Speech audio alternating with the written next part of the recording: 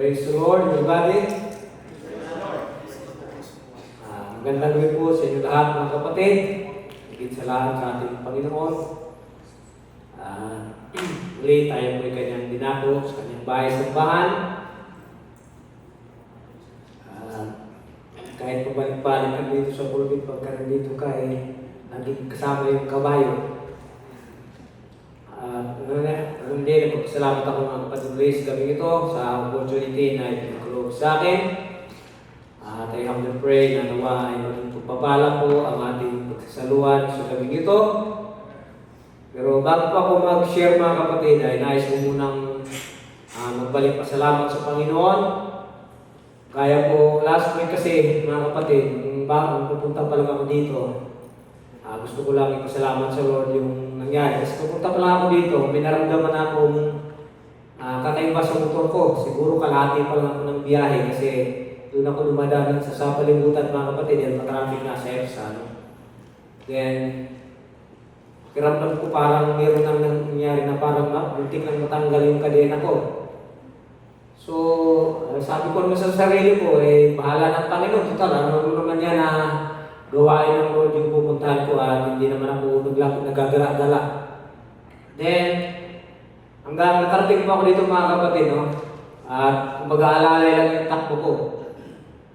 Tapos, hanggang umuwi ako uli ng bahay, nung after service natin, inisip-isip ko, ano kaya yung nangyari sa motor ko na hindi talaga, nag-aalangan talaga ako mga kapatid dahil siyempre alam mo naman, malayo-layo din yung higit 20 kilometers kung magtutulak ka ng motor. Then, kabukasan ng umaga, tinignan ko, chinig ko yung motor. Kung kaya, tumatakbo pala ako, yung kalahati na lang ng kadena ko yung nakakapit mga kapatid. At sabi ko sa sarili ko, paano kaya nangyari na nakauwi pa ako ng bahay? Dahil tutusin po, hindi na po yung basta, dahil kalahati na lang At yun yung sinasabi ko na siguro, yung ginidugtong ng Lord doon is yung pananampalataya na kung saan alam mo na makakarating ako makakauwi.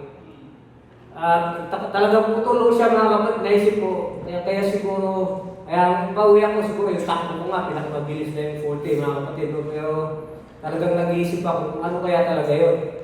At yun yung pinagpasalamat ko sa Panginoon dahil imagine kung pauwi ako ng mga 9, medyo mahirap na magpa-repair noon.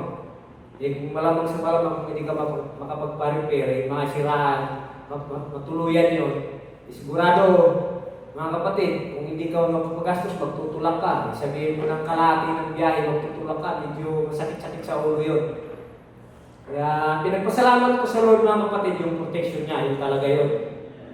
Dahil kung wala yung biyaya ng Lord, siguro kung nagagala-gala lang ako, malamang sabi niya, wala ka namang ginawang mabuti, yan na yung Kaya share ko mga kapatid sa naisip ko dahil hindi ko talaga ma-imagine, makapal naman yung kadena, no? Pero naputol yung isa.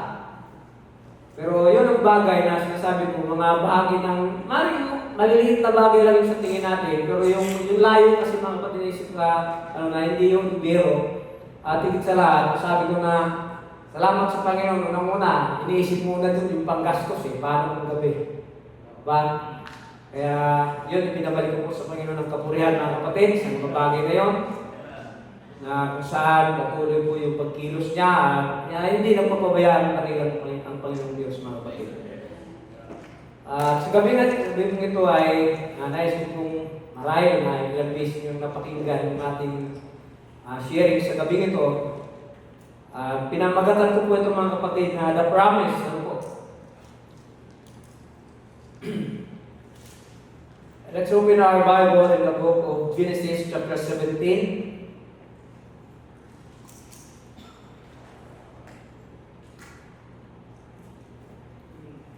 Verse 1 up to 3.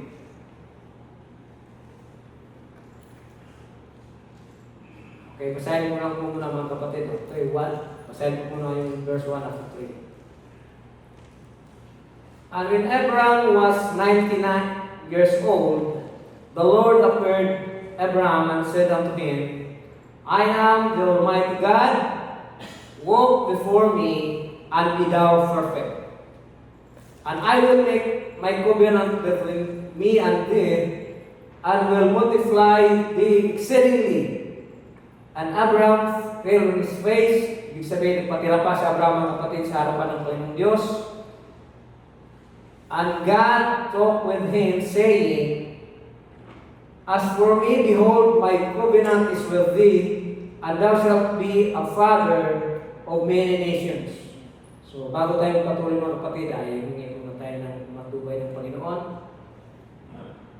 Thank you, God, sa gabi nito, Panginoong Diyos. Uli po ay patuloy na humingi po ako, Panginoong Diyos, ng iyong pamamatnubay. Gamitin mo nawa ang ating mga labi, Panginoon, na magsisilbing daluyan ng iyong mga katotohanan at katwiran mo, Diyos. Nawa po ay maginabang ang bawat isa, Panginoon, at ito nawa ay magiging iba yung inspirasyon sa bawat isa sa amin, Lord. Salamat po sa gabing ito, at ito aking sasama dinadalangin sa pangalan ng Panginoong Kristo Jesus. Amen. Okay. So,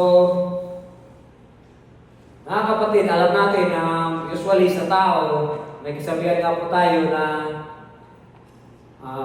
promises made to be broken. Diba? Usually, ganyan ang kasabihan sa mga tao. Dahil bagamat hindi lahat ng tao sumisira ng pangako, pero marami sa tao na nangangako ang sumisira sa pangako. Diba? Pero pagdating po sa Panginoong Diyos, pag ang Diyos po ang nagbigay niya ng kanyang pangako, mga kapatid, is kakaiba ang Panginoon. Maaring ang pinagkaiba sa tao at sa Diyos, mga kapatid, kahit ang Diyos nangako at matagal nating nakikita yung katuparan, but still, yung pangako ng Diyos ay hindi nagbabago. Yun po yung pinagkaiba doon, mga kapatid. And one thing na sinabi ng Diyos dito kay Abraham, mga kapatid, na kung saan sinabi niya, isang sinabi ng Panginoong Diyos dito sa binasa natin, na I will make my covenant between me and thee. Sabi na, kumbaga, yun ang pangako ng Panginoong Diyos. Though, in Genesis 15 pala, mga kapatid, pagbabalikan natin doon, alam natin na dito ang Diyos ay nangako na kay Abraham na kung saan siya po ay masasabing bibigyan ng Panginoong Diyos ng anak at marami. Ano po? Pero imagine, mga kapatid, sa tao, hindi ho biro-biro yung imagine, bago ka pa man, kumbaga, nag-asawa ka, tumanda ka, lahat man po at wala ka pa rin anak. And then at the age of 86, mga kapatid, doon siya binigyan ng Diyos na anak. Sino yung anak na yun? Which is Ismael, mga kapatid. Marahil yung kapatid na yun, ay inisip ni Abraham na si Ismael na yung pangako ng Diyos doon na bibigyan ng kubinante niya, mga kapatid. Ano po? Kasi ang sabi ng Diyos dito sa binasa natin, no? I will make my covenant between me and thee, and I will multiply thee exceedingly.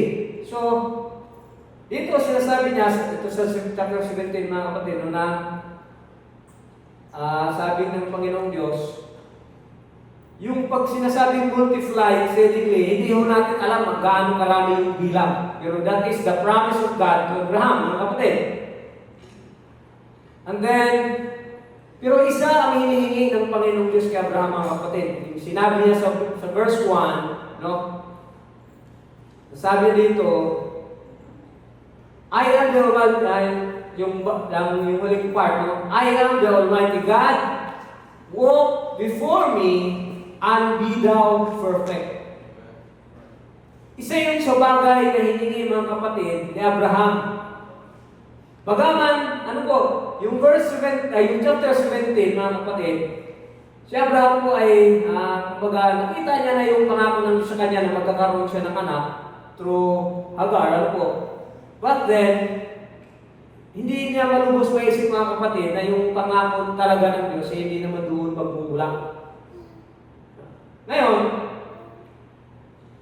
kung bakit ko sinasabi, mga kapatid, na sa pagkataon na ito, dahil imagine po yung maglalakbay ang buhay mo from the time na kung saan pinanganak si Ismael, and then at the age of 99, mga kapatid, no?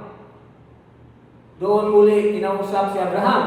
Ito nga yung sa chapter 17 na sinasabi dito. Tingnan, basahin natin ulit, verse 1. And when Abraham was 90 years old and 9, the Lord appeared unto Abraham and said unto him, I am the Almighty God. So, dito mga kapatid, bagaman isipin nyo, nagkausap naman sila in chapter 15. But then, dito inulit muli ng Diyos yung kanyang sinabi niya kay Abraham, pero may progression. Mga kapatid, dahil nung nakipag-usap siya sa chapter 15, mga kapatid, babalikan mo natin, nangako ang Diyos dito na magkakaroon siya ng binhi. No? Balikan ko muna, basahin ko yung chapter 15, mga kapatid. Dito muna tayo, verse 1. And after these things, the word of the Lord came unto Abraham in a vision, saying, Fear not, Abraham, I am thy shield and thy exceeding great reward. And Abraham said, Lord God, what wilt thou give me, seeing I go childless? Yun ang tanong niya sa Diyos. Ano po? At ang sagot ng Panginoon, sabi niya dito,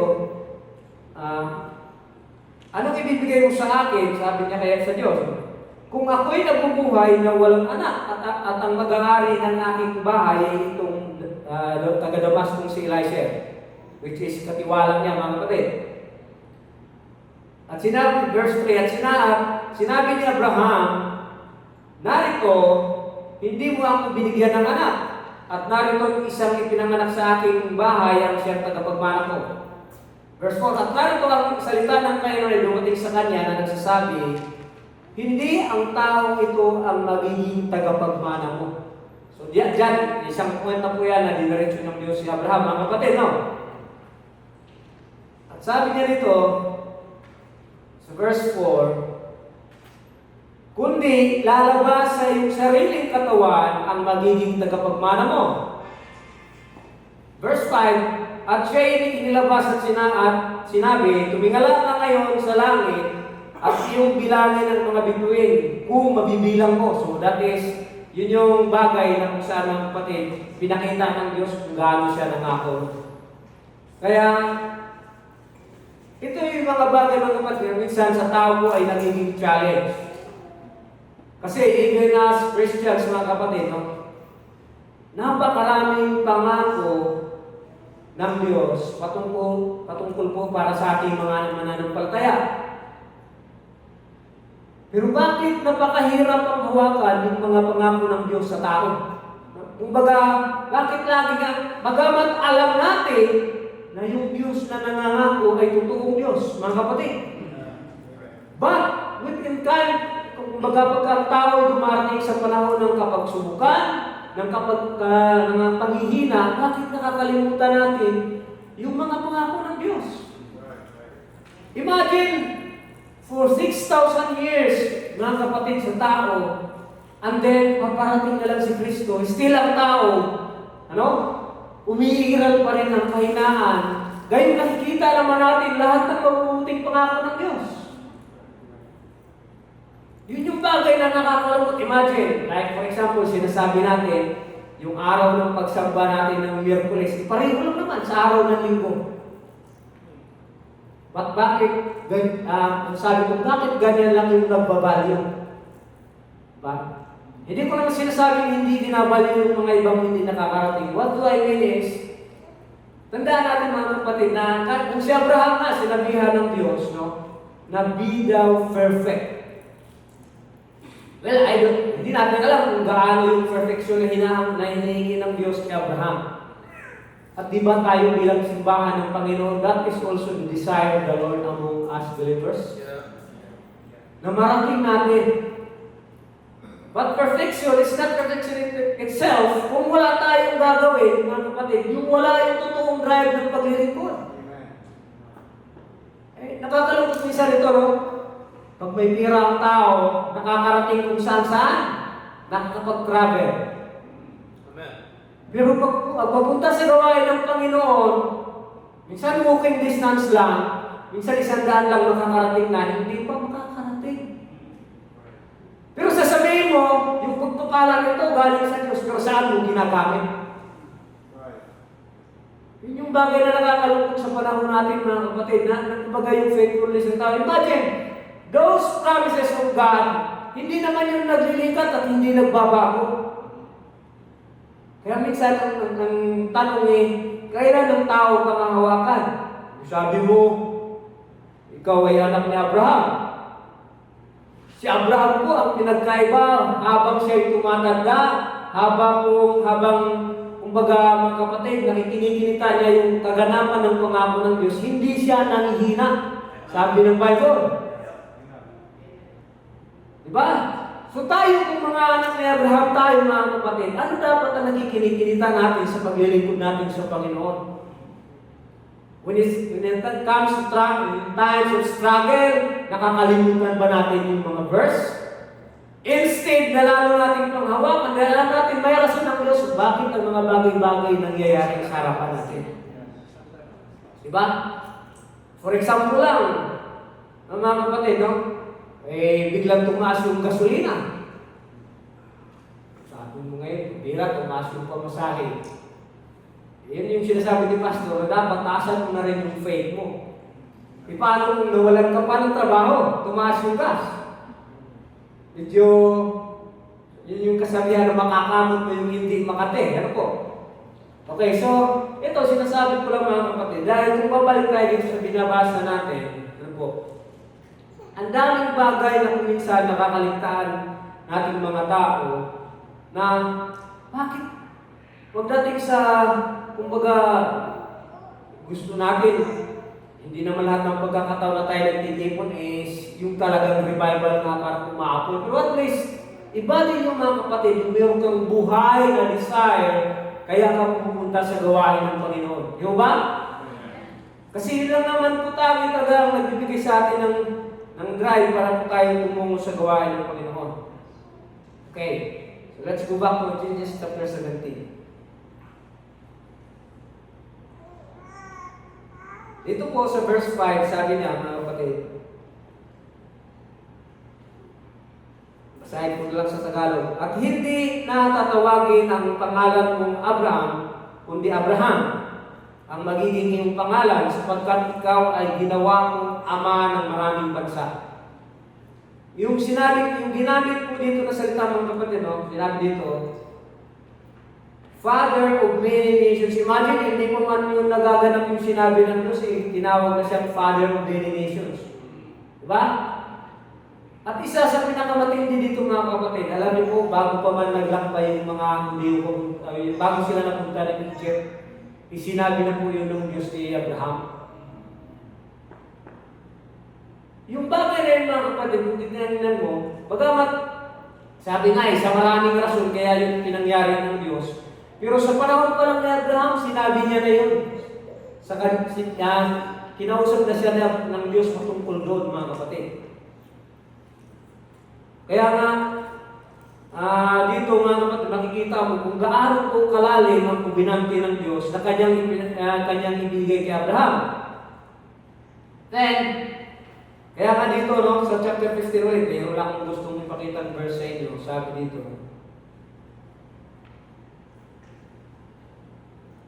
in chapter 15 verse 12, sabi ito, at nang lumubog ang araw, nakatulog si Abraham at nalihimbing. At narito ang isang kasindak-sindak na malaking kadiliman ay sumakanya. At sinabi ng Diyos kay Abraham, tunay na pakatalastasin mo na ang iyong binhi ay magiging taga-ibang bayan sa lupain hindi kanila. Imagine yan mga kapatid, hindi po man pinanganak yung lahi o binhi ni Abraham, pero ang dami ng sinabi ng Diyos kay Abraham mga kapatid patungkol dyan sa kanila. Mga kapatid, yung pangako ng Diyos, everlasting covenant ang pinagtibay. At ang sabi dyan, to be a God unto thee and to thy seed. Sabi na, verse 8, and I will give unto thee, unto thy seed after thee, the land wherein thou art stranger after the land, and all the land of Canaan, for an everlasting possession, and I will be their God. So, ito mga kapatid, hindi ba tayo napapaisip dito sa talatang ito? Ang sabi ng mga Muslim, di ba, nagbabasa din sila ng five books of Moses. Pero bakit hindi nila nabasa, nakiintindihan yung parte ito? Di ba? Ang linaw na sinabi ng Diyos dyan mga kapatid, na maski sabihin hinay, sabihin inisip nila na parehal kay Ismael, pero ang particular na sinabi ng Diyos dito mga kapatid, tingnan nyo ha. I will give unto thee, verse 8, to thy seed, singular. Diba?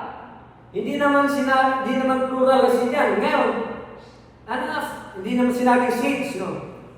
And after the land wherein thou art stranger, all the land of Canaan, for an everlasting position, and I will be their God. Sabi naman in verse 9, and God said unto Abraham, thou shalt keep my commandment, therefore, thou and thy seed after thee in their generation. So, ibig sabihin, pinaiingatan mga kapatid.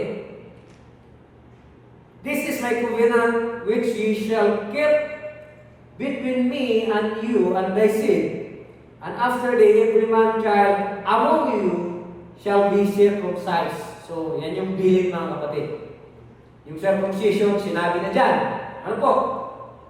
Ngayon,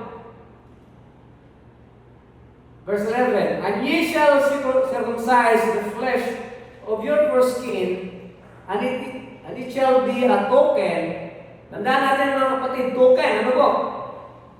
Of the covenant between me and you. Sa Tagalog, yan po yung tanda, yung circumcision ng kapatid, ng mga Jew, ano po? Verse 12, and he that is 8 days old shall be circumcised among you, every man child in your generations. He that is born in the house, or both with money, or in strangers, which is not thy seed. Ibig sabihin, yung mga taong nasa Israel, mga kapatid, yun yung gustong ipatupad ng Diyos na ang bawat ipinanganak na lalaki ay after ng ipinanganak in 8 days ay is circumcised. But then mga kapatid, ito, no? Sinabi na pala ng Diyos yan kay Moses, no? Ay, kay Moses, kay Abraham. But why is it, mga kapatid, no? Na kailangan, sabi ng Bible, bakit po kailangan pa na pagdating ni Moses, mga kapatid, ito? What is the purpose of the law? Diba? Kasi, una, token na yan kay Abraham, mga kapatid, sa covenantin kung saan yung pagiging pag-circumcise sa mga Jew. But what is the purpose, mga kapatid, of giving the law? Ano yung sinabi po dyan ni Apostol Pablo? So, buksan po natin, mga kapatid, in Galatians chapter 63. Chapter 16. Galatians chapter 3, verse 16.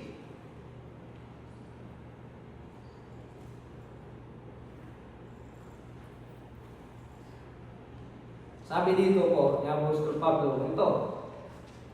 Ngayon, kay Abraham na sinasabi, ang mga pangako sa kanyang binhi, hindi sinasabi ng Diyos at sa mga binhi na gaya ng bagang sa marami, kundi gaya ng sa isa lamang. No? Sa English kasi ganito yung pagkasabi, now to Abraham and his seed, where the promises made, mga pangako, di ba? And he said not to the seeds, mga kapatid. Ito yung sinasabi ng Apostol Pablo. Ngayon, ang tanong ng marami ng kapatid, bakit sinabi mo muna, sinabi ng dito ni Apostol Pablo, seed, ano po? Sino yung seed na yun? That seed, mga kapatid, sa spiritual side, which is Jesus Christ. But then, yung sinasabi dito, no? And he said not unto the seeds, of as of many. Yung seeds as of many mga kapatid, yun yung tinutukoy dyan, which is yung lahi po ni Isaac mga kapatid. Na kung saan magmumula yung maraming sabihin natin binhi ni Abraham. Ngayon, but as of one, as to thy seed, which is Christ. Yun nga po yung mga kapatid. No? And then, in verse 17, sabi dito ng Apostol Pablo, ito nga ang aking sinasabi, ang isang pakipagtipang ipinagtibay na ng una ng Diyos ay hindi na mapawalang kabuluhan ng kautusan na sumipot ng makaraang 430 taon. Ibig sabihin, mga kapatid, after the giving, mga kapatid, of the covenant to Abraham, ay lumipas po ang 430 years, and then ang Diyos ay nagbigay muli, mga kapatid, ng masasabi natin, ibinigay yung law of Moses. Ano po? Kaya sinabi din ni Apostol Pablo, tuloy natin. At sabi dito, ano pat upang pawalang kabuluhan ang pangako? Verse 18, mga kapatid ko. Sapagkat kung ang mana ay sa pamamagitan ng kautusan, ay hindi na sa pamamagitan ng pangako. Datapot ipinagkaloob ng Diyos kay Abraham sa pamamagitan ng pangako. So, ibig sabihin, nangako ang Diyos kay Abraham, mga kapatid. At kumbaga yun ang gustong ipakita nito ni Apostol Pablo. Kaya nga, ito yung tanong ngayon. Sabi niya, in verse 19, ano nga ang kabuluhan ng kautusan? What is the purpose of the law? Sa madaling salita, mga kapatid, no? Sabi dito, ang sabi ni Apostol Pablo, idinagdag dahil sa mga pagsalangsang. Kaya pala, mga kapatid, anong dumating sa panahon ni Moses, ibinigay yung 10 commandments. Kaya nga, mapapansin nyo, mga kapatid, nung dumating sa panahon ni Moses, mga kapatid, ano ang ibinigay ng Diyos doon sa Exodus chapter 20, di ba? Thou shall not, thou shall not. Yun yung pinaka-purpose, mga kapatid, kaya ang Diyos ay nagkaloob ng mga batas. Dahil po sa pagsalangsang na ng mga tao, meaning, hindi alam ng mga tao yung ganito, na bawal, yung mga bawal na sinasabi ng Diyos, kaya yung dinagdag sa panahon ni Moses. So dyan makikita niyo po na may progression, mga kapatid, bawat sa paglalakbay ng tao, ang Diyos nagbibigay ng, hindi yung pinapawalang halaga ng Diyos yung mga nauuna, bagkus ay pinapakita ng Panginoon na may progression, mga kapatid, ang kanyang pakipag-usap sa tao. Para saan? Para lumakad, mga kapatid, ayon sa kanyang kalooban. Diba?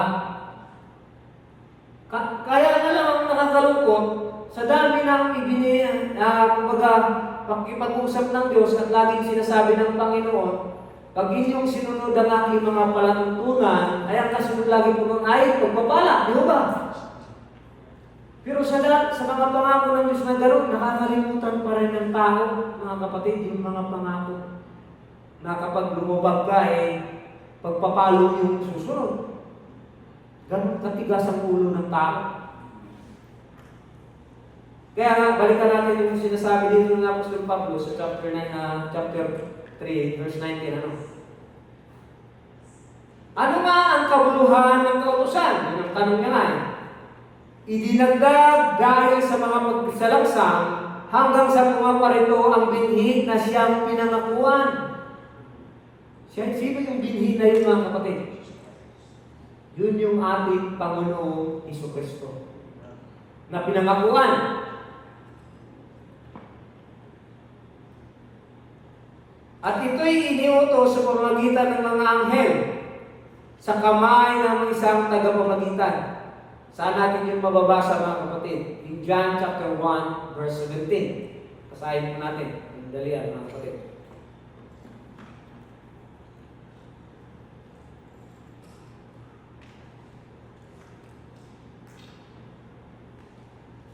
Kaya, kung ang tao mga kapatid, no, totoo lang na talagang, like for example, yung mga Muslim na nag-aangkin, dapat mababasa man lang nila ng paulit-ulit kung talagang gano'n sila kansinsero sa paglilingkod sa Diyos. Dahil nakalagay na doon sa batas kung para ay sa lumantipan yung pangako ng Diyos kung para kanino talaga yun eh. Inisa-isa pa. Mamaya balikan natin muli yun. 1:17 ng buwan.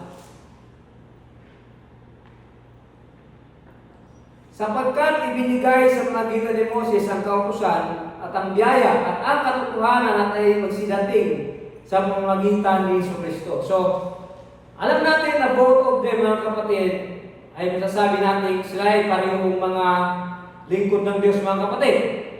Si Moses ang ginamit ng Diyos na tagapamagitan sa mga Hudyo during the Old Testament time. But in our day, mga kapatid, after Moses, kasi in particular, isa lang yung pinamamagitan ni Moses, mga kapatid, which is the nation of Israel. Yun ang katotohanan doon.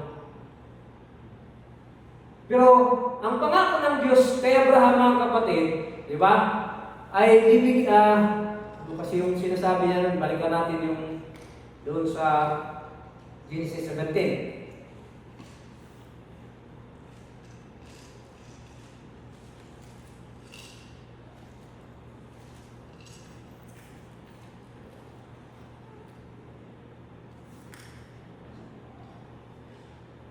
Sabi dito, no? 17:6. And I will make thee exceedingly fruitful, and I will make nations of thee, and kings shall come out of thee. So, yung sinabi ng Diyos ito na nations, mga kapatid, is na to sometimes, alam natin ang talagang pinakausap ng Diyos, ang rason nga kung bakit ang mga Hudyo ay pinagkatiwala sa kanila yung kautusan mga kapatid, sabi nga ng Biblia, sila yung dapat gagamitin para sa mga hindi. Pero yung pagdating po sa spiritual na bagay mga kapatid, no?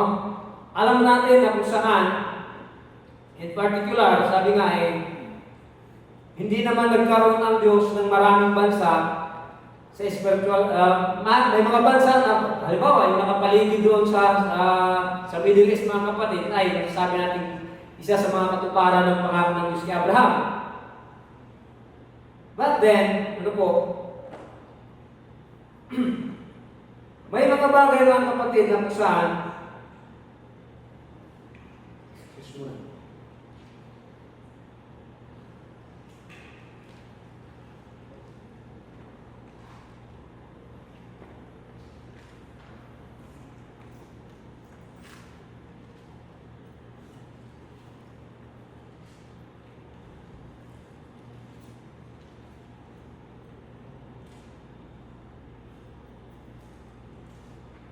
let's go back to Galatians chapter 3. Everybody say praise the Lord. Praise the Lord.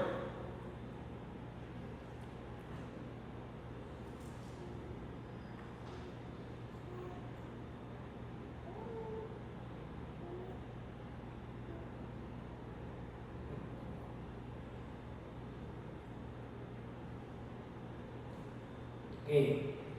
So,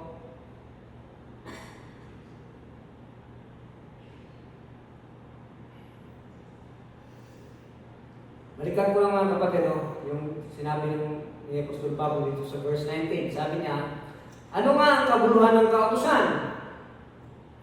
Yun ang tanong niya. Idinagdag dahil sa mga pagsalangsang hanggang sa pumaparito ang binhi na siyang pinangakuan. At ito'y iniutos sa pamamagitan ng mga anghel na sa kamay ng mga isang tagapamagitan.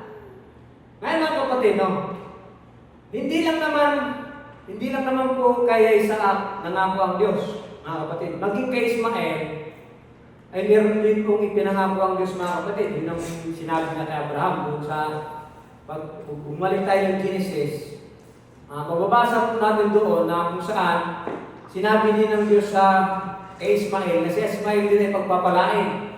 at mayroong lalabas sa kanya, mga kapatid, na 12 princes, sabi gano'n. At yung katuparan ng pangako na yun ay mababasa natin, mga kapatid, no?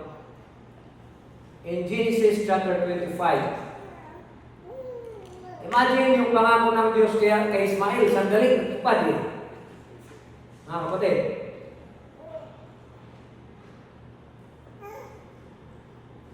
Genesis 25.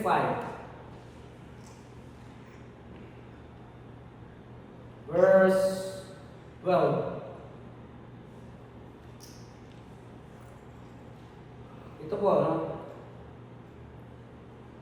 Now, these are the generations of Ishmael, Abraham's son, whom Hagar the Egyptians, Sarah's handmaid, bare unto Abraham. 13. And these are the names of the sons of Ishmael by their names according to their generations. The firstborn of Ishmael, Nebaioth, and Kedar, and Adbir, and Mibsam. Kumbaga, dito makikita niyo po dyan mga kapatid na 12 yan.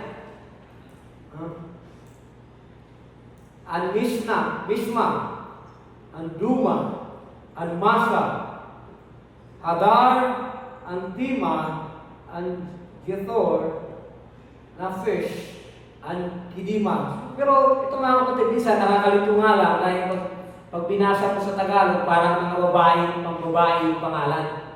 Diba? Pero gaya ng sinasabi ng Bible, lahat po ito ay mga lalaki, 12 mga anak na lalaki ni Ismael, mga kapatid. Tuloy ko pong basahin. These are verse 16. And these are the sons of Ishmael. These are their names by their towns and their castle, 12 princes according to their nations. So, mapapansin nyo, yung pangako ng Diyos kay Ismael ay agad naganap. Ano po? Pero ang isang bagay ho na matindi patungkol kay Isaac, mga kapatid, no? Is imagine niyo po yung sinasabi ng Diyos doon na yung pangako na yung lupa. Ano po? Diba? Balikan natin yung chapter 17. Kasi ang pinakasabi-sabi dito ng Diyos, 17 verse 8, sabi dito, and I will give unto thee and to thy seed after thee the land wherein thou art stranger, and all the land of Canaan. Kaya nga mga kapatid, isipin nyo, nangawala lang yung mga Hudiyo sa loob ng ilang panahon, meron na agad umangkin, at nagsasabi pa naman na sila daw ay naniniwala din sa 5 books of Moses. Pero bakit hindi nila makita, mga kapatid, no? Yung pangako dito kay Abraham na sinasabi ng mga bagay na ito. Kasi, kung tutusin, mga kapatid, una na pong sinabi ng Diyos yung para kay Ismael. Dahil nga dito pa lang sa chapter 16, ipinanganak niya dyan si Ismael. Pero dito sa chapter, imagine, in chapter 17, mga kapatid, ang edad ni Abraham is 99 years old. Sa madaling salita, at the age of 100 age, doon pa lang pinanganak si Isaac, mga kapatid. So yung gap nila bali ni Ismael is 14. Ano po? Kaya, sa madaling salita, hindi katakataka na nung pareho silang naipanganak na, binubuli ng kuya yung legitimate at binubuli yung illegitimate. Diba? Ayon sa Bible. Then, ang pinakamatindi dito sa lahat, mga kapatid, ay yung sinabi ng Diyos na sa kay Abraham, na yung covenant niya sa kanila, sinabi na dito, that is an everlasting position, yung sinabi ng Diyos. Pag sinabing everlasting position, mga kapatid, hindi na pag-uusapan dyan kung hanggang kailan. Ikaso yung mga taong nagsasabi na nag-aangkin, Imagine, lumipos lang yung generation, yung panahon na sila nakatira, yung inangkin na nila, tapos sasabihin, naniniwala sila sa Book of Moses, pero bakit hindi nila ito maintindihan? Kaya nga tayo po, na isipin nyo na binubuksan ito sa panahon natin, at ganoon din na kung saan in-explain ni Apostol Pablo, mga kapatid, yung mga bagay na nangyari. Eh tayo po na mga hintil, mga kapatid, ang kumbaga sa madaling sabi mapalad ho tayo na kung saan, mga kapatid, tayo nakabahagi sa pagpasok sa biyaya ng Panginoon na kung saan ipinangako unang-una ng Diyos sa kanyang sariling bayan. Kaya nga, dito mga kapatid, in Romans chapter 2, mayroong sinabi ganito si Apostol Pablo.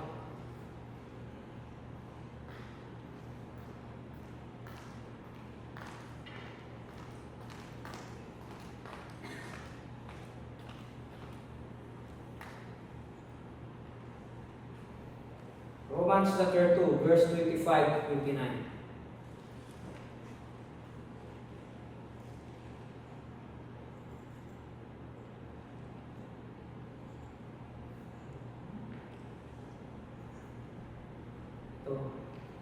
Sapagkat ang pagtutuli ay tunay na pinakikinabangan kung tinutupad mo ang kautusan.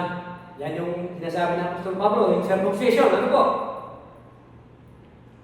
Datapwat, kung ikaw ay masuwayin sa kautusan, ang iyong pagtutuli ay nagiging di pagtutuli.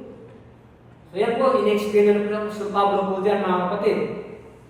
Kung ang di pagtutuli nga ay tumutupad ng katwiran ng kautusan, hindi mag-aaaring pagtutuli ang kanyang di pagtutuli. So yan yung tanong ng Apostol Pablo. 27. At ang di pagtutuli sa katutubo, kung tumutupad ng kautusan, ay hindi mag-ahatol sa iyo na may titik, na may pagtutuli na masuwayin sa kautusan. Kaya ang tinutukoy niya po dyan, mga kapatid, is yung mga Hudyo. Ano po? 28. Sapagkat siya'y hindi Hudyo, kung sa labas lamang, di magiging pagtutuli yaong hayag sa laman. Datapwat, siya yung Diyos sa loob, at ang pagtutuli ay yaong sa puso, sa espiritu, hindi sa titik. Ang kanyang kapurihan ay hindi sa mga tao, kundi sa Diyos. And then, in chapter 3, verse 1, ito. Ano nga ang kahigitan ng Hudyo? Ito yung tanong ulit ng Apostol Pablo, mga kapatid, ano? O ano ang may mapapakinabang sa pagtutuli? Marami sa anong paraan, ang sabi niya. Ang una sa lahat ay pinagkakatiwala sa kanila ang mga aral ng Diyos. Diba? Totoo po yan, mga kapatid. Isa yan sa bagay, mga kapatid, na mayroon ng mga Hudyo. Kaya nga sa kanila yung pinagkatiwala, kaso nung dumating si Kristo, hindi marami sa kanila ang hindi naniwala, mga kapatid, hindi nakakilala sa Panginoon. Kaya nga, minsan, mga kapatid, no, babalik kayo sa lumang tipan, nung ang Diyos po ay nakipag-gubinante ang Diyos kay Moses, mahigpit din ang bilin ng Diyos, mga kapatid. That's why, during the time that He gave the Ten Commandments, mga kapatid, hindi lang yun ang ibinili ng Diyos doon. Alam niyo kung ano pa? Pasahin natin. Exodus chapter 20.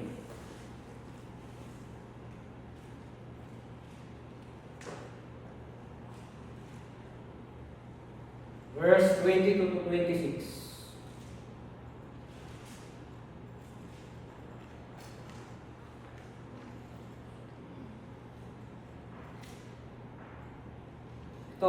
Ito po, mga kapatid, kumbaga sa mga naunang verse, mababasa niyo po dyan yung inibigay yung mga 10 utos. Yung 10 commandments na po. At in verse 22, ito. At sinabi ng Panginoon kay Moses, ganito mo sabihin sa mga anak ng Israel, kayo ang nakakita na ako'y nakipag-usap sa inyo mula sa langit. Huwag kayong gagawa ng ibang mga Diyos na iaagapay sa akin ng mga Diyos na pila o ng mga Diyos na ginto, huwag kayong gagawa para sa inyo. May pinabilin ko yan. 24. Ito yung paggawa ng dambana, sabi dito. Isang dambanang lupa ang inyong gagawin sa akin, at inyong ihahain doon ang inyong mga handog na susunugin, at ang inyong mga handog tungkol sa kapayapaan, at ang inyong mga tupa at ang inyong mga baka, sa lahat ng dakong aking ipaalala ang aking pangalan ay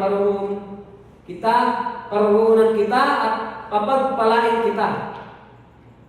25. At kung igagawa pa ako ng isang dambanang bato, ay huwag mong itatayong may tapyas. Bilin yan ha mga kapatid. Sapagkat kung iyong gamitin ang iyong patalin doon, ay iyong nilapastangan niyaon. 26. Di huwag kang sasampa sa aking dambana sa pamamagitan ng mga baitan. Ibig sabihin, hindi pinalagyan ng step mga kapatid sa panahon na yun, di ba? Para pagka gumawa sila ng altar na paghahandugan nila sa Panginoon. Ganun kahigpit ang bilin ng Diyos, mga kapatid, during those days. Imagine dun lang sa mga bilin na yun. Sabi dito, no? Huwag kang sasampa sa aking dambana sa pamamagitan ng baitang upang ang iyong kahubaran ay huwag lumitaw sa ibabaw niya. Hindi naman ibig sabihin, hindi alam ng Diyos mga kapatid yung kasamaan ng tao, pero bakit specific yung ibinili ng Diyos? Dahil mayroon siyang importanteng rason mga kapatid patungkol doon.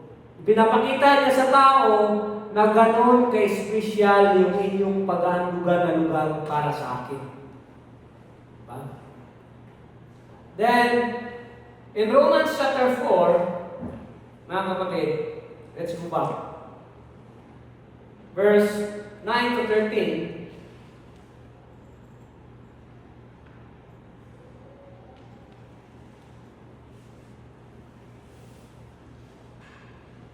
Roma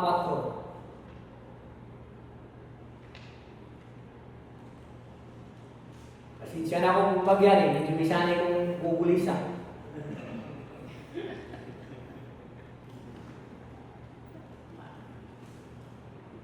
Romans chapter 4, verse 19, mga kapatid. Ay, 9 to 13. Sabi dito, sinambit nga baga ang kapalaran nito tungkol sa pagtutuli o tungkol din naman sa di pagtutuli. Sa English kasi, come let this blessedness then upon the circumcision only, or upon the uncircumcision also. For we say that faith was reckoned to Abraham by righteousness. How was it then reckoned? Sabi ka na Apostol Pablo. No? Paano lang ito'y binilang? Nung siya bagay nasa pagtutuli o nung siya sa di pagtutuli? Ang tanong niya dyan, okay? Hindi sa pagtutuli, kundi sa di pagtutuli. At tinanggap niya ang tanda, and he received the sign of circumcision, sabi ng Apostol Pablo, a seal of righteousness of the faith. Meaning that yun yung kumbaga, yun yung bagay mga kapatid na sinasabi ng Apostol Pablo na yung tinanggap niya yun at yung pinakasilyo doon, no? Ibinibilang na katwiran ng Diyos. Yun, kapag ang isang tao yung nagpasakop sa circumcision, yun ay bahagi ng sa tungkol ng Diyos, ibinibilang yun na siya may pananampalataya. Kasi pakatandaan natin mga kapatid, no? Kahit ang Diyos nagbigay siya ng utos na ganyan, may mga tao din naman hindi pumasok sa pagsisircumcise. Kaya sabi dito, no? That he might, verse 11 ng chapter 4, that he might be the father of all them that believe. So parte po yun ng pagsasampalataya mga kapatid, no? Though they did not circumcise, that righteousness might be imputed them also. Verse 12, And the father of circumcision to them who are not of the circumcision only, but who also walk in the steps of that faith of our father Abraham, which he had being yet uncircumcised. Kasi nung pinangakuan si Abraham ito mga kapatid, hindi naman siya uncircumcised pa siya mga kapatid, no? During this time.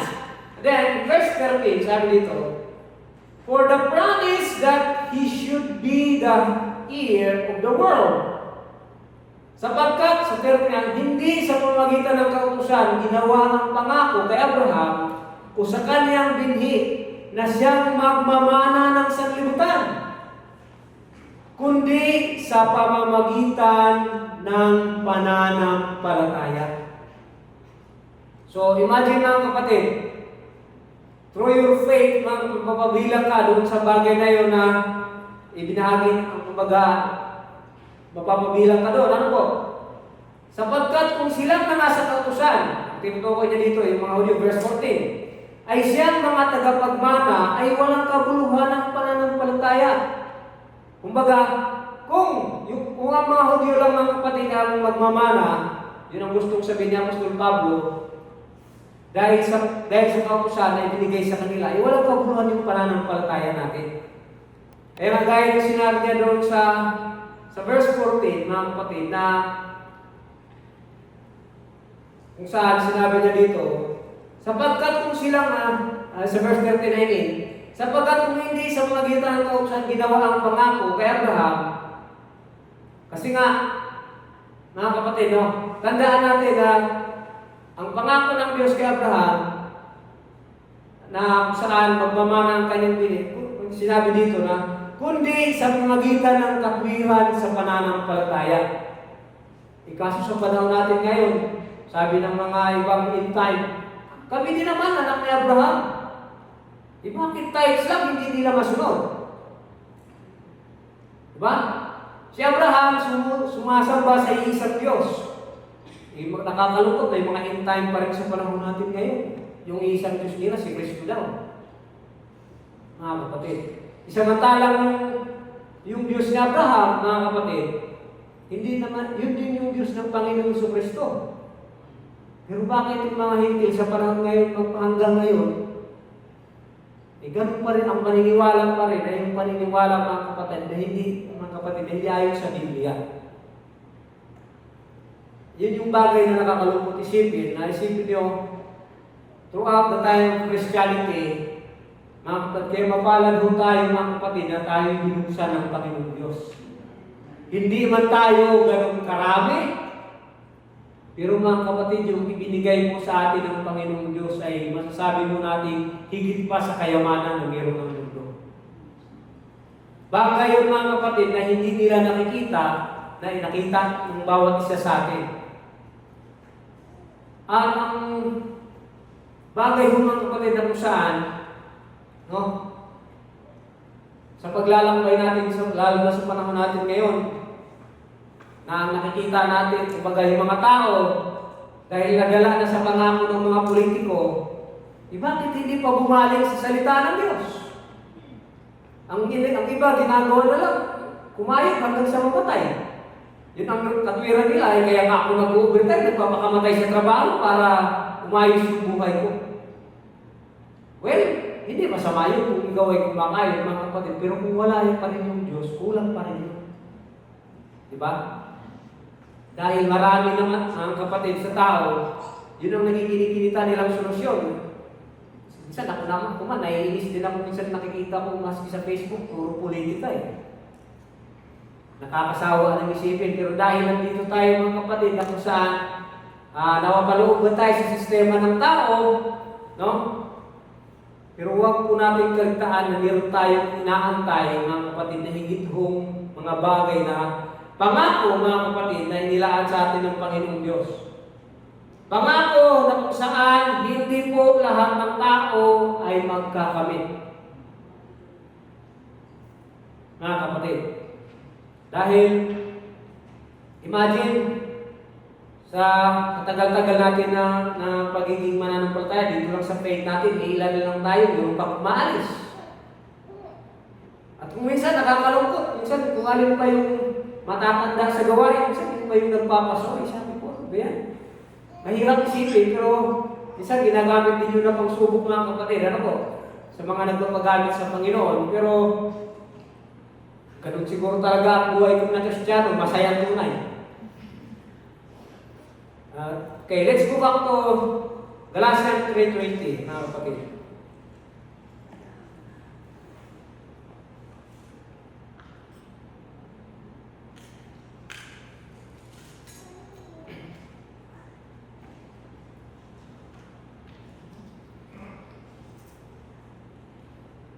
Sabi dito, ngayon, ang isang tagapamagitan ay hindi tagapamagitan ng iisa. Datapwat ang Diyos ay iisa. Sabi dito ni Apostol Pablo, bakit po? Kasi paano si Moses noon na mamagitan sa isang bansa lamang, nung dumating po si Kristo mga kapatid, hindi na lang po iisang bayan o bansa yung kanyang ipinamamagitan. Kundi yung mga tao, mga kapatid, na kung saan sa iba't ibang bansa na naglilingkod sa Kanya.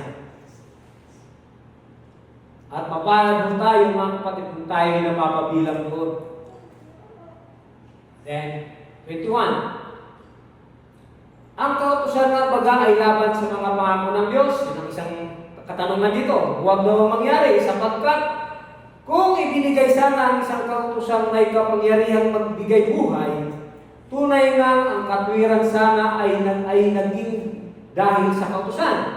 Bagay sana ang sukatan mga kapatid. Datapwatan niya, ito na, verse 22, kinulong ng kasulatan ang lahat ng mga bagay sa ilalim ng kasalanan upang ang pangako sa pamamagitan ng pananampalataya kay Jesucristo ay maibigay sa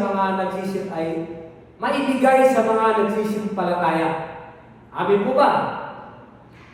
Ngunit bago dumating ang pananampalataya, ay nabibilang po tayo, sabi ng Apostol Pablo, sa ilalim ng kautusan, na nakukulong tayo hanggang sa pananampalataya hanggang saan pananampalataya ay ipahayag pagkatapos. Ano pat ang kautusan ay siyang naging tagapagturo sa Ingles. Wherefore the law was our schoolmaster to bring us unto Christ. Yun yung isa sa purpose mga kapatid ng law of Moses. Kaso, hanggang ngayon, marami pa rin bumabalik-balik sa kautusan mga kapatid. Hindi ko naman sinasabi kung walang kabuluhan yun, pero ibig kong sabihin, yun ang ginagamit nilang sukatan ng pananampalataya. Baga, samantalang tayo ay nabubuhay na sa ibang bahagi ng panahon, which is the New Testament time. 26. Sapagkat kayong lahat ay mga anak ng Diyos sa pamamagitan ng pananampalataya kay Kristo. Sabi dito ni Apostol Pablo, sapagkat ang lahat ng sa inyo ibinautismuhan kay Kristo Jesus ay ibinihis si Kristo. At walang magiging Hudyo o Grego man, walang magiging alipin o malaya man, walang magiging lalaki o babae man, sapagkat kayong lahat ay iisa kay Kristo Jesus. Patungkol po sa kaligtasan, totoo yan mga kapatid, di ba? Mapahudyo man, mapahinting, isa lang po yun. At kung, verse 29, at kung kayo kay Kristo, kayo nga'y binhi ni Abraham at mga tagapagmana ayon sa pangako. Is according to the promise. So, mahalaga ho mga kapatid na ang isang pananampalataya ng mga, lalo na sa atin, sa grupo natin, maintindihan dapat nila kung paano po yung pagiging pagkaroon natin ng bahagi sa pananampalataya kay Abraham. Hindi po yung sinasabi mga kapatid, bagkus ginagawa din dapat ng mga anak ni Abraham ay yung ginagawa ng kanyang ama sa pananampalataya. Hindi po dapat sirain ang mga nagsasabing anak din naman sila na Abraham, dapat tatapot pilit lang yung kanilang gustong sundin. Mga kapatid, Dahil kung totoo kang anak ni Abraham sa pananampalataya, sa pamagitan ni Kristo, biblically, you have to prove, mga kapatid, na totoo. Pero sa panahon natin, nakakalungkot isipin, pero maraming mga sumisira dyan. Pakatandaan natin, ang pangako ng Diyos, mga kapatid, ay yun yung tanging pinangahawakan natin sa pananampalataya nito. Kung paano ang Diyos nangako kay Abraham, ay nangako din ang Diyos, mga kapatid, sa atin sa pamagitan ng Panginoong Kristo. At nawa, mga kapatid, sa paglalakbay natin ito ay patuloy mo natin idalangin ang bawat isa, ano po? Maging ang mga gawain ng Panginoon, dahil ang maging ang gawain ng Panginoon sa iba't ibang dako din ay iba-iba din ang hinaharap, iba-iba din ang kanilang sinasagawa sa buhay, mga kapatid, at tayo bilang kapatid sa Panginoon, na humahawak ng isa lamang pangako, ay magkaroon tayo dapat ng puso na katulad ng ating Panginoong Kristo. So, bagamat, mga kapatid, yan lang po yung nais kong i-share sa gabi ito, at nawa po ay kahit paano meron na pulot ang bawat isa, mga kapatid. Salamat po.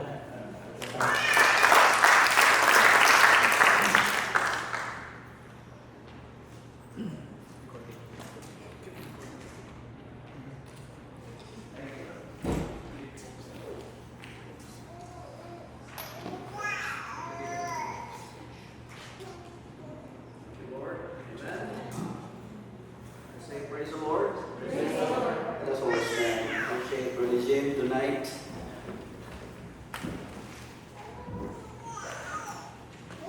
Meron po ba kayong special request na gusto ninyo isama sa panalangin? Any special prayer request? Huwag po kayo mahiya. Okay. Anyone else? Any prayer request na gusto po ninyong ipag-pray natin?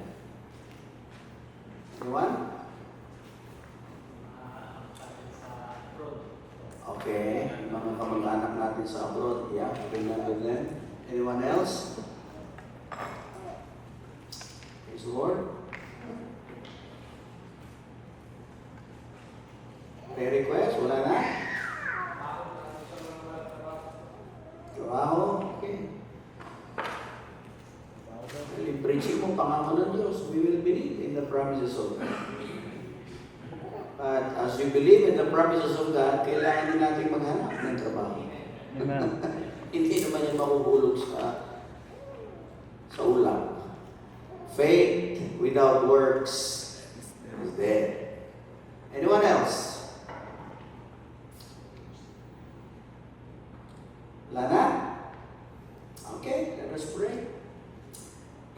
Panginoon, kami po ay nagpapasalamat sa gabi dito. Kami po ay nakarinig ng magandang pamamahayag ng iyong salita, na kami po sa pamamagitan ng pananampalataya ay naging kawahagi ng iyong pangako kay Abraham. Napakarami po ang iyong mga pangako, at alam namin na ito po ay maisa sa katuparan sa buhay namin ayon po sa iyong mga kapamaraanan.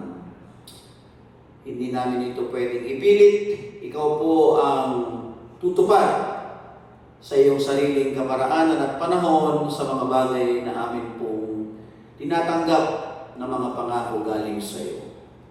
Ama, sa mga oras na ito, nais naming ilapit ang pamangkin ni Sister Luz na meron pong eye infection. Let your healing be upon him right now, Lord. Amen. Dalangin namin ang kagalingan sa pangalan ni Jesus.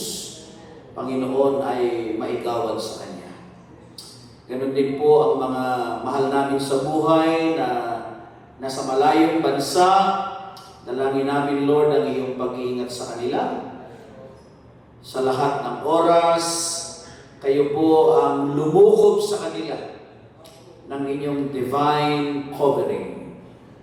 Ang maranasan nila ay ang inyong protection, ang inyong pag-iingat. Magsubo po kayo ng iyong mga anghel upang sila ingatan, Panginoon. Ilayo sa lahat ng mga sakuna at sa lahat ng mga kapahamakan.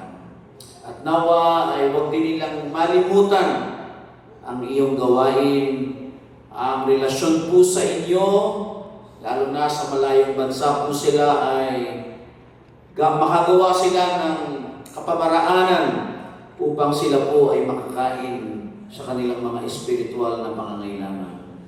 Dalangin namin ang mga kapatid namin.